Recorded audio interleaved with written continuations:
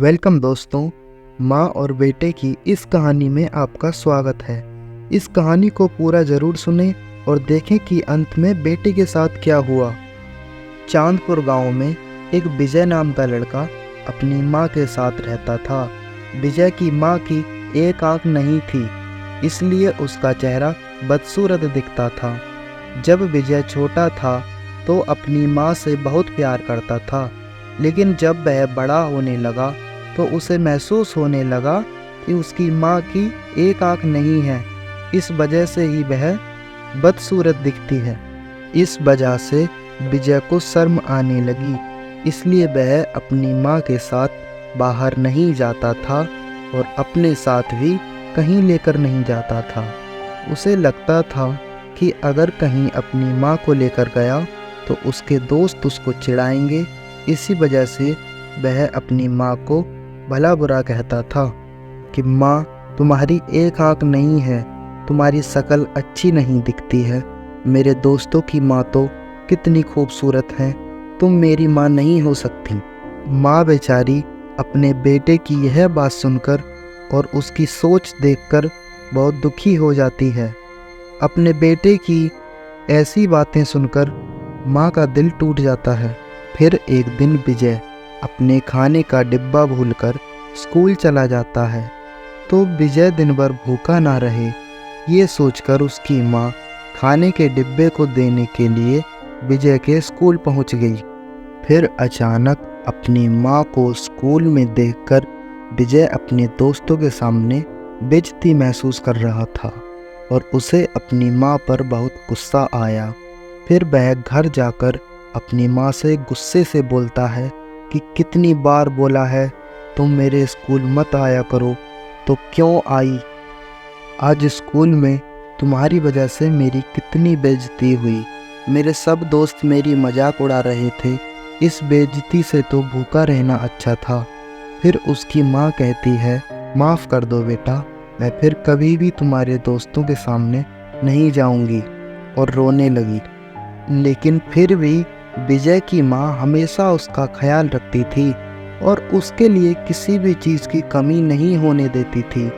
ऐसे ही दिन बीतते गए और विजय और बड़ा होता गया। अब विजय माँ का ज़्यादा तिरस्कार करने लगा और हर वक्त माँ की बेइज्जती करता है और सबका गुस्सा वह माँ के ऊपर निकालता है। विजय की माँ बेचारी चुपचाप से सब कुछ बर्दाश्त करती थी और मन ही मन में दुखी हो जाती थी।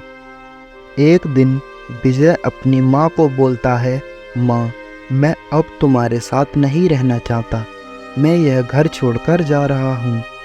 यह सुनकर विजय की माँ कहती है, बेटा ऐसा मत करो, मुझे छोड़कर जाओगे तो मैं अकेली जीकर क्या करूँगी। विजय ने बोला, तुम बहुत बुरी हो, तुम्हारी शक्ल अच्छी नहीं है, तुम्हारी वजह से मैं अब बेइज्जत नहीं हो सकता। माँ के रोकने पर भी विजय नहीं रुका और माँ को छोड़कर चला गया। उसके बाद विजय शादी करके अपनी माँ से अलग अपनी बीवी के साथ रहने लगता है और इधर बेचारी माँ अकेली ज़िंदगी गुजार रही होती है। वह बूढ़ी हो चुकी थी।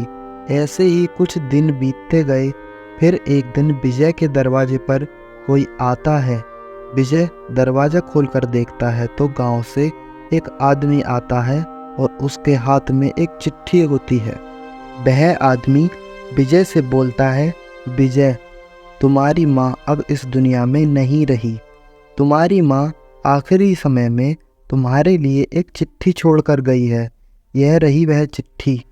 वह आदमी चिट्ठी देकर चला जाता है। यह खबर सुनकर विजय थोड़ा दुखी होता है और फिर विजय उस चिट्ठी को खोलकर पढ़ने लगता है। उस चिट्ठी में लिखा था, बेटा विजय, मेरी एक आंख ना होने की वजह से तुम्हारी बेइज्जती होती थी, पर इससे मुझे भी बहुत दुख होता था। पर आज मैं तुम्हें एक बात बता रही हूँ जो मैंने तुम्हें कभी नहीं बताई।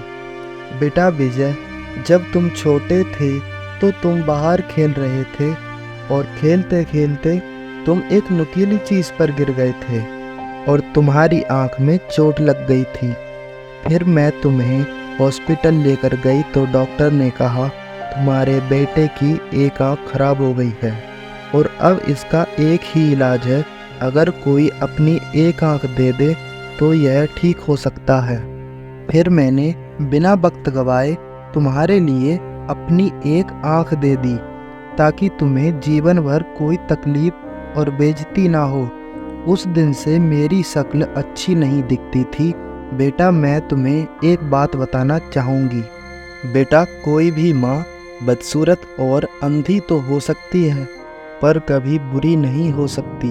यह बात समझते हुए विजय फूट फूट कर रोने लगा और माँ से मिलने के लिए तड़प रहा था।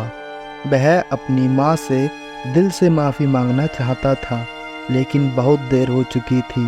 वह ज़िंदगी भर इस बात का अफसोस करता रहेगा कि काश मैं अपनी माँ से मिल पाता और दो प्यार भरे शब्द बोल पाता जिसे सुनने के लिए ज़िंदगी भर माँ के कान तरसते रहे। दोस्तों कमेंट करके बताइए कि आप इस कहानी से क्या सीखे।